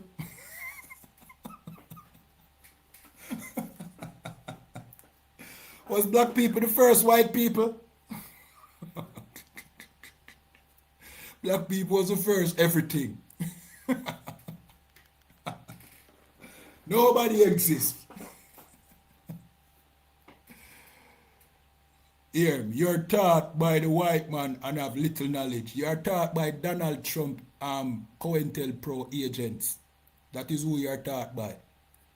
The FBI. That's why that's why your movement named the FBA. Because it's similar to the FBI. You need to research FBI COINTELPRO. And you will see that how you guys talk is exactly how they operate. You're just a seed planted to separate between black people in America, black people in Jamaica, black people in Haiti, and force black people to dislike Hispanics. Because now, here with the FBA movement, you know. Meanwhile, the Hispanics are being oppressed and ICE are thing there. Arrest them and deport them. Here comes this big Uncle Tom FBA movement. Oh, we are the real natives. So nobody now have no compassion upon the Hispanics. You just fall right in a Donald Trump trap. That is how Donald Trump are going to get black people and brown people for not unite in a them crucial time here, and you with your big dummy self fall right in the trap because of pride. And you know what the mess up thing? Many of them black people here, them Uncle Tom black people here, are the work. If you check them not like black people neither, you know. This is how me I learn about the Uncle Tom black people, them who like to say, oh, we don't stand with the Hispanics. We don't stand with the Hispanics, we only stand with black Americans. Them don't like black Americans neither. If you see how them interact with them black American brothers, they are really a white people them love. Them hate black Americans too. Here, black people created white people. So are black people the first white people then? Yeah? Is black people the first white people? Because black people are the first everything. Even though black people is native to America. And when you look out against Jamaicans, oh, Jamaicans coming to America and acting like re-te-te and blah blah blah and te-te-te. Yo, you can't undertalk nobody, man. Move from yourself with that. Go from right yourself with that. We don't feel like you can't come. We know how to treat other black people in the Caribbean. Uno FBA movement. Uno can't win we over. Don't tell me about we are no original Jamaica. We know say the Arawak Indians were here before we. The Asians them know say the Tainos were there before them. I will not alone believe that foolishness. More from right us with that. We know say the FBA movement don't like other black people. See? So we not join uno in hating our Hispanic brothers and sisters. We not join uno with that. That me I tell you. You know what I mean? We stand with our Hispanic brothers. Yeah, man. We love our Hispanic brothers and sisters. You understand?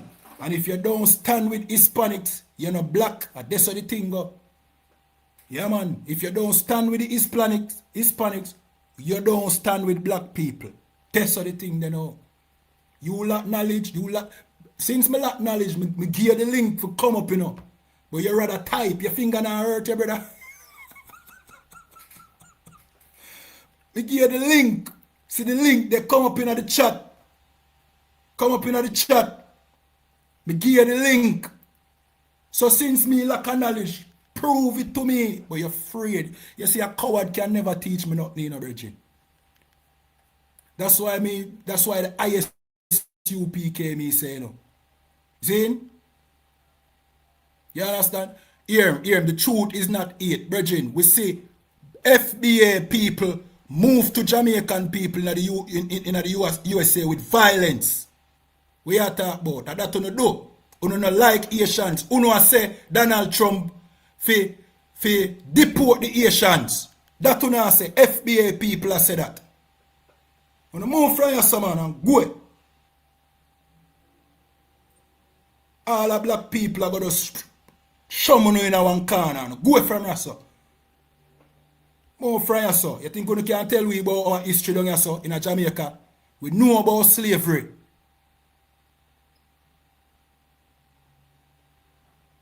More from right, sir, about America owes the FBA land and money. Big dunce bat, idiot. You don't feel like Jamaican people have said the same thing, so we own reparation. Uno dumb idiot rather believe the lies because uno feel like say uno are the only black people who matter. Uno I try get the Asians them to get deported. And that uno do. I uno don't like Jamaicans. And me now say that is not all black Americans. Don't get me wrong, you know. Black American people are some of the kindest, most beautiful people, our brothers, the tribe of Judah. See? But them FBA pussy, them are some Uncle Tom, a Donald Trump agent, them work with ICE. Don't come tell me nothing about Jamaica, pussy. Suck your mother and come off of my life too. I black me, I go black you too. Can me give you a chance to think there. If you come up and talk and you don't want to talk. Move and go from right or so. Blacks and Hispanics, we are stick together. You understand? FBA movement of the FBI. Them are the FBI, them work with ICE. ICE, them are work with.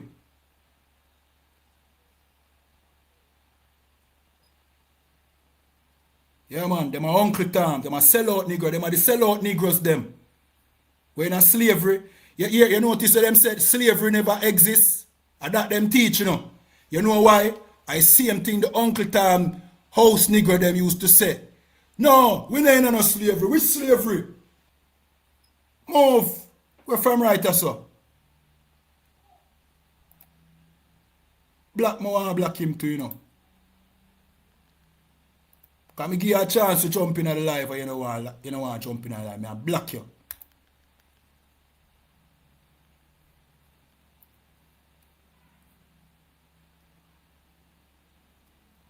Suck your mama about show respect. Move and go. We not Uncle Tom. We not work with you. Blacks and Hispanic forever. Black people in Jamaica, black people in Haiti, black people in America, black people in Brazil, black people in Colombia, Hispanic people in Colombia, Hispanic people in Brazil, Hispanic people in Mexico, the North American Indians, the real ones, not the pretendians. Them we are work with. FBAs are Uncle Toms. Them are work with Donald Trump. Them are work with ICE.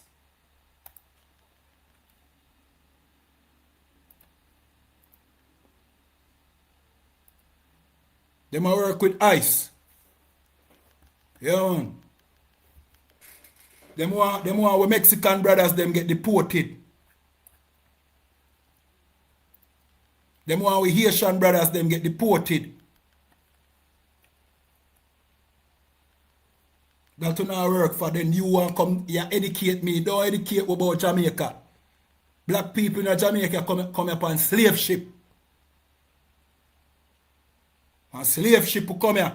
And the Spanish them kill off with Taino brothers them. Our Arawak brothers them. And when a few of them did left, we used to run off in the hill and them used to feed we. And them used to teach we how to traverse through the mountains.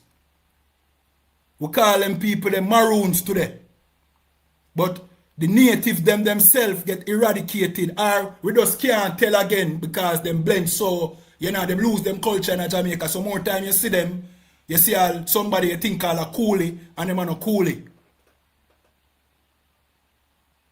Move and go. From right so you're coward. Move from here so we now work with no FBI around here so. But FBA, move your bum bat and go. But FBA. We now work with you about ya. Uno say Asian people forget the port. Me see one of Uno FBA page a Jamaican store owner and I bad him up like I bring badness to him. And I know regular black Americans don't have a problem with Jamaicans. But Uno, within the Donald Trump mentality, Una Judas. Now Judas. Donald Trump make that movement there. But FBA. Oh, for right so with that. Donald Trump, something with that. So with that, I will close out, you know. We're not staying no longer, you know, because nobody no brave enough for coming at the chat. One time you have like 700 over here. None of you want to come in the chat? None of you? Cheese and peas. Alright, but big up this brother. Well, I have to give a shout out to this brother. Jonathan Van, big up yourself, yeah. Yeah, man, big up all Hispanics, all Native Indians, the real owners of the land of the Americas. Yeah, man, we're brothers.